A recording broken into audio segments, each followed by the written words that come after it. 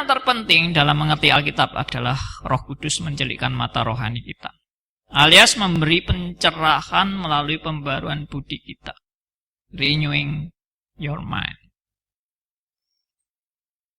Lukas 24 ayat 45.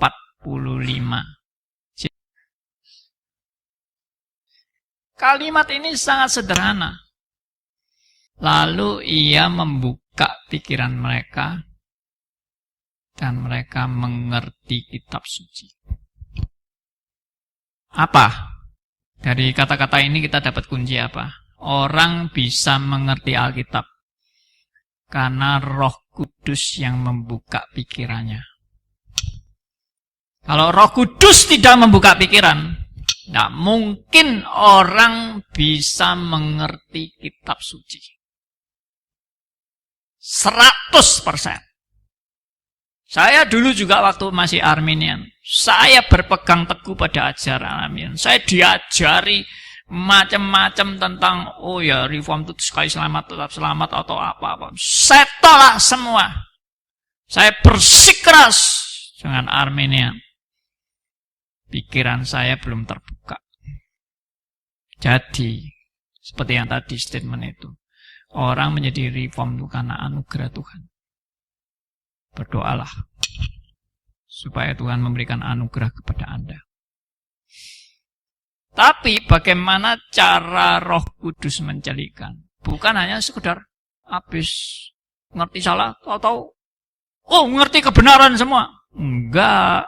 Cara Roh Kudus itu bukan tiba-tiba instan, tiba-tiba ngerti semua. Ya enggak, Roh Kudus itu menuntun saudara dan saya.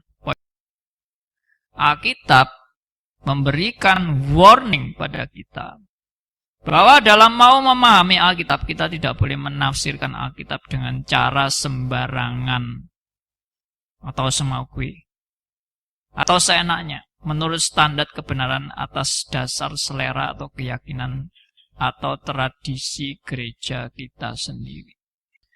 Jadi Alkitab sendiri yang memberikan peringatan kepada Anda dan saya untuk tidak menafsirkan Alkitab dengan sembarangan atau semaugui atau seenaknya, menurut seleramu atau menurut tradisi gerejamu.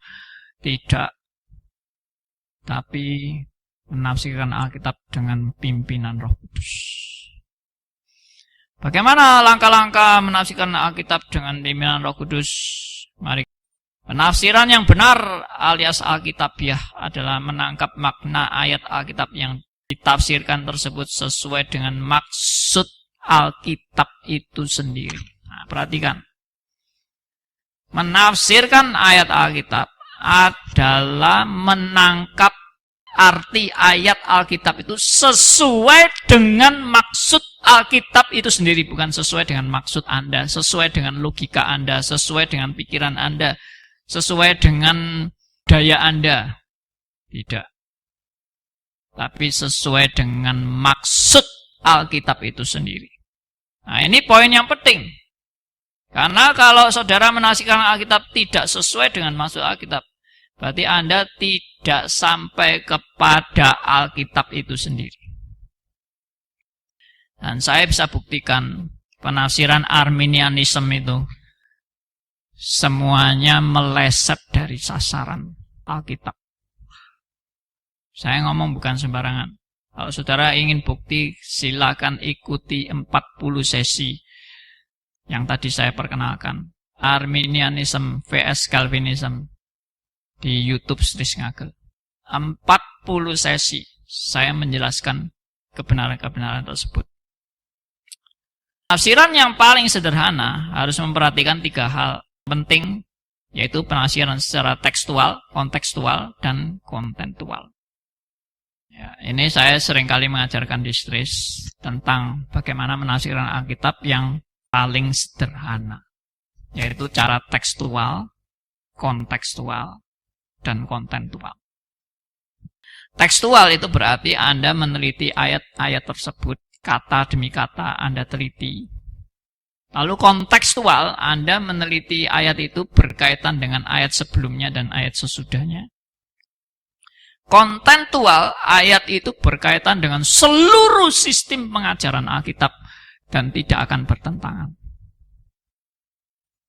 Jadi kalau Anda misalnya punya keyakinan sekali selamat tetap selamat, lalu ada ayat lain yang bilang keselamatanmu bisa hilang, berarti saya belum menangkap maksud Alkitab yang sebenarnya. Karena ada ayat-ayat yang kok hasilnya bertentangan. Saya harus teliti secara tekstual, kontekstual, dan kontentual. Dan saya percaya, saya sudah buktikan.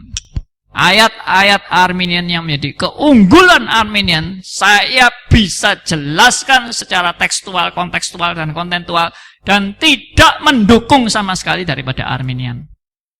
Saya bisa buktikan. Saya tidak lalu katakan bahwa Arminian itu orang-orang bodoh, tidak. Tapi karena ketidaktahuan. Orang bodoh sama orang yang belum belajar itu beda ya. Maksudnya bodoh itu dikasih tahu pun tetap nggak ngerti. Tapi kalau orang belum tahu, lalu dikasih tahu, oh begini toh, baru ngerti aku. Lain kan? Kalau orang bodoh dikasih tahu, ini loh yang benar. Nggak. Pokoknya aku yang benar. Ya, kamu ikut teologi ya pokoknya.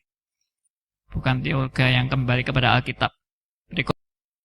Penafsiran ayat Alkitab harus integrated, komprehensif, holistik, konsisten, dan harmonis. Semua ini saya ajarkan juga di STRIS. Maksudnya adalah integrated itu merupakan satu kesatuan.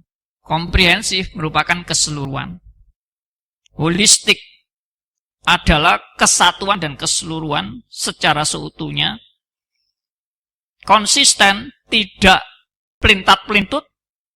Harmonis, yaitu selaras, sejalan.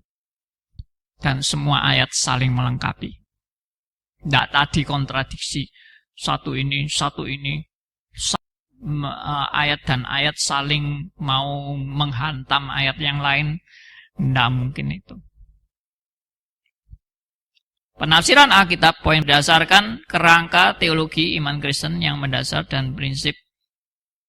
Misalnya percaya Allah Tritunggal.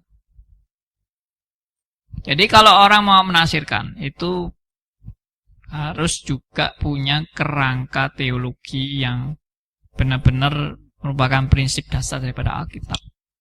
Contohnya, Anda baca ayat-ayat Alkitab, tapi Anda tidak mengerti Allah Tritunggal.